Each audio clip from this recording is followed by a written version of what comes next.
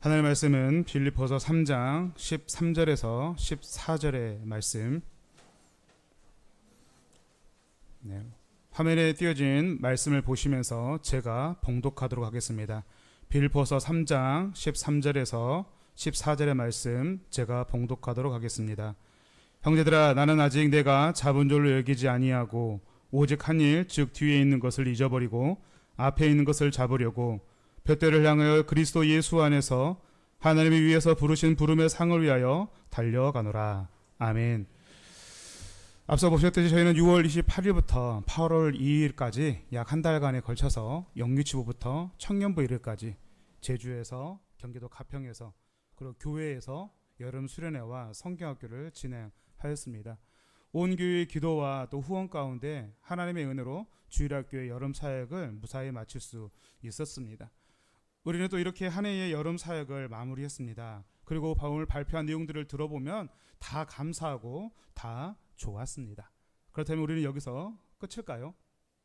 좋은 말씀들은 이후에 담임 목사님께서 해주시기 때문에 저는 조금 더 현실적인 말씀을 나누어 보려고 합니다. 여름 사역이 끝나면 각 부서의 사역도 이제 서서히 숨을 고르면서 마치 전력 질주를 한 이후에 속도를 늦추고 페이스 조절을 하듯이 분위기가 한층 차분해지는 경우를 보게 됩니다. 전력 질주를 했는지 모르겠지만 아무튼 각 부서는 뭔가 속도가 느슨해지는 게 모든 부서의 공통된 모습이지 않을까라는 생각을 합니다. 하지만 저는 이때 우리 모두가 주의해야 한다라고 생각을 합니다. 여름 수련회를 했다고, 여름 성경학교를 했다고 해서 뭔가를 해냈다는 성취감과 안도감 내지는 해야 할 숙제를 잘했다는 후련함 속에 나태해지지 않아야 한다라는 것입니다. 여름엔 방학이라 학교는 쉬는 기간인데 왜 교회에서는 여름 수련회, 성경학교를 할까요? 평소 신앙교육의 부족한 면을 채우기 위해 방학 기간을 이용해 단기간에 집중적으로 부족한 우리 아이들의 신앙을 교육하기 위한 목적으로 이와 같은 여름 사역들을 진행하고 있습니다. 우리 학생들에게 묻겠습니다. 여러분, 만약에 물놀이, 센터 학습, 게임, 재미있는 활동, 맛있는 간식이 없는 대신에 예배와 찬양과 기도와 성경 공부, 강의만 있는 수련회 여름 성경학교, 여러분 참석하시겠습니까? 나는 그래도 가겠다. 손 들어보세요.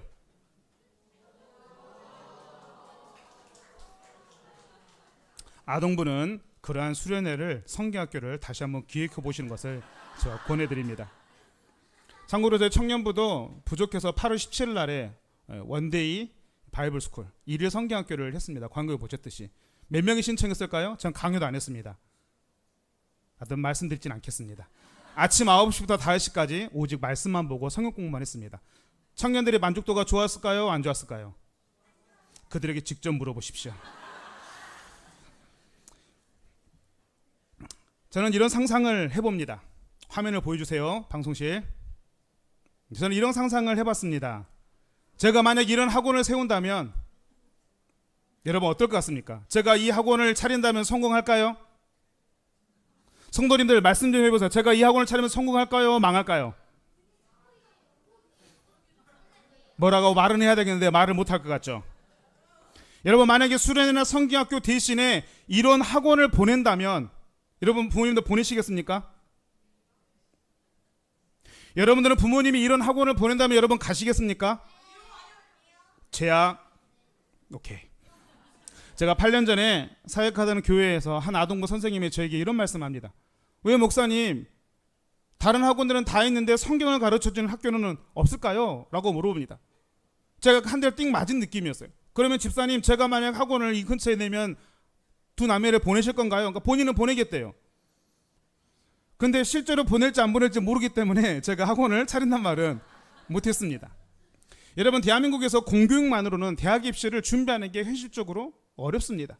그래서 학원이라는 사교육을 통해 이 부분을 보충하고 있는 게 대한민국의 현실이죠. 아니, 오히려 더 사교육이 더 중요한 위치를 차지하고 있습니다. 그렇다면 여러분, 교회 교육은 어떤가요? 여러분 생각하기에 교회 교육은 충분하다라고 생각합니까? 여러분에게 제공되어지고 또 여러분의 자녀들에게 제공되어지는 교회 교육은 만족스러우십니까? 저 스스로에게 물어보면 아니요 라는 대답이 돌아옵니다. 영유치부를 제외한 아동부부터 청소년부에 이르기까지 약 12년 동안 교회 학교를 졸업하고 청년부의 청년들이 올라옵니다. 12년간의 교회 학교 교육을 통해서 우리 청년이 되어오는 청년들에게 제가 좋아하는 표현을 하지만 신앙의 내신 등급을 매긴다면 몇 등급이 될까요? 다음 세대를 대하는 우리의 모습을 보면요, 모든 것이 다 하나님의 은혜다라는 전통적인 구호에 안심하며 안주하고 있는 것은 아닌지, 아니면 요즘 세태 때문에 다음 세대가 위기라는 불분명한 외부의 적을 비난하며 점점 더 우리의 성을 높게 쌓고 그 안에 숨어버리고 있는 것은 아닌지, 솔직히 저는 교회 학교 교육의 현실을 직면할 자신이 없습니다. 차라리 저는 눈을 감고 큰 소리로 기도하면서 제 귀에 다른 소리가 들리지 않도록 그저 저도 제 기도 소리에 숨어버리고 싶을 때가 너무나 많이 있습니다.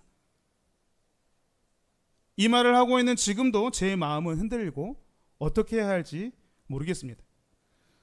제가 평상시 같았으면 이런 고민을 안 하는데, 또 교회에서 올해 또 교육위원회를, 교육부 전체를 돌아보라라는 또 직함을 주셔서 안 볼 수가 없어서 이렇게 보고 있으면 좋기도 하지만, 솔직히 목회자로서 현실적인 많은 어려움과 현실적인 많은 불편함들이 눈에 들어오지 않는 것을 보지 않을 수가 없다라는 겁니다.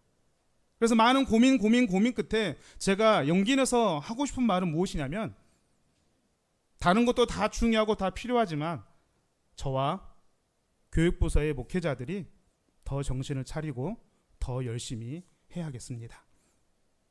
저와 전도사님들이 매주 금요기도 때마다 다음 세대를 위해서 기도합니다.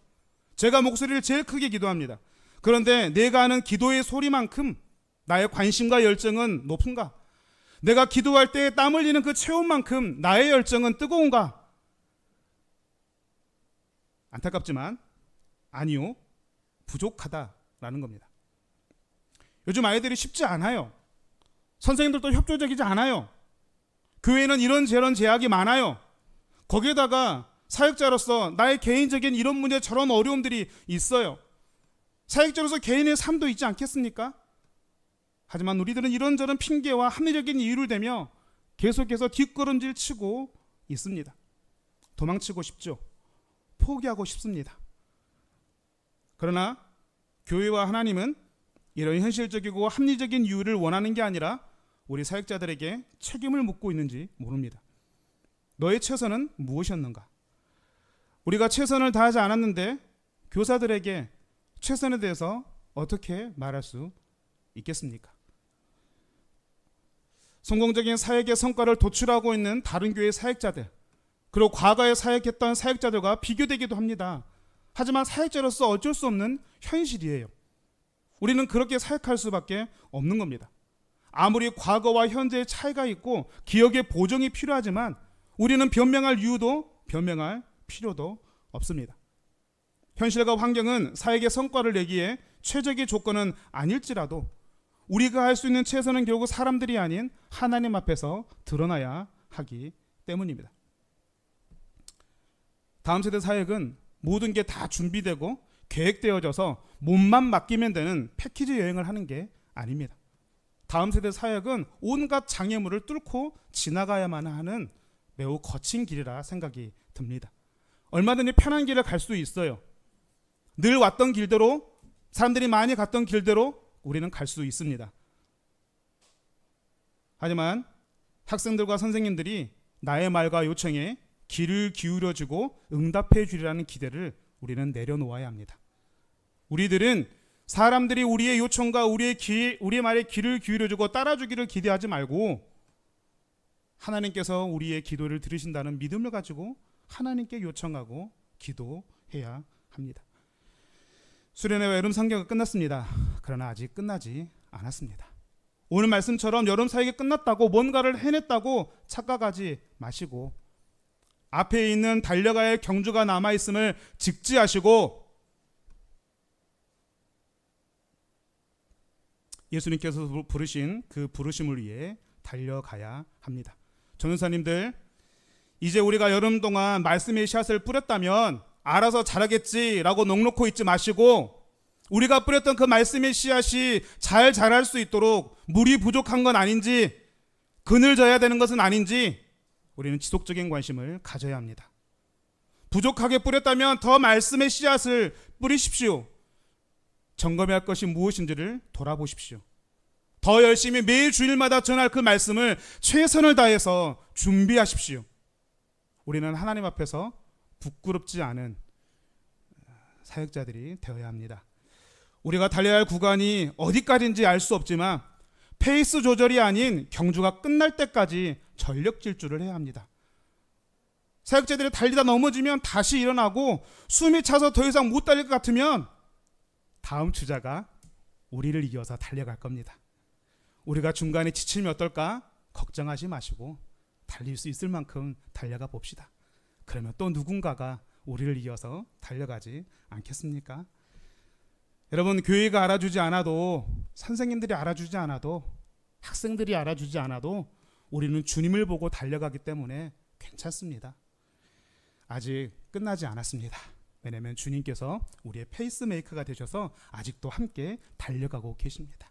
주님은 계속해서 아직 끝났다고 달려가고 계시는데 우리는 쉬겠다고 주저앉아 있어서는 안 될 줄 압니다. 주님을 따라 계속해서 우리에게 맡겨진 다음 세대를 섬겨나갈 수 있는 우리 모두가 되기를 간절히 원합니다.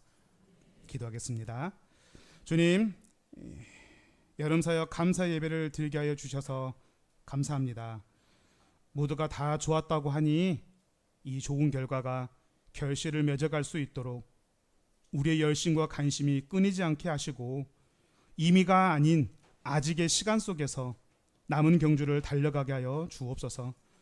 저와 우리 교육부서 사역자들을 불쌍히 여기셔서 주님의 관심과 열심을 품게 하시고 주님께서 허락하신 만큼의 사역을 잘 감당할 수 있는 지혜와 용기를 허락하여 주옵소서.